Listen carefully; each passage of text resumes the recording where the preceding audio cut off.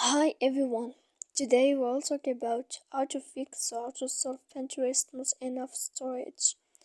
To know how to fix or how to solve Pinterest not enough storage, you should just go to settings like this. You will click. After that, in this page, you will go to apps, default apps, app settings. When you will see this list, you will go down to find the application of Pinterest and you will enter.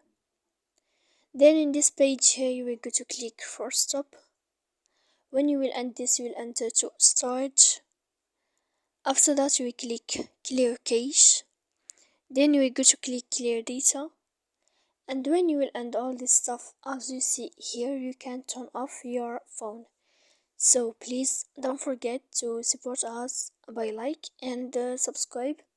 See you next time in another video, and thank you for your attention.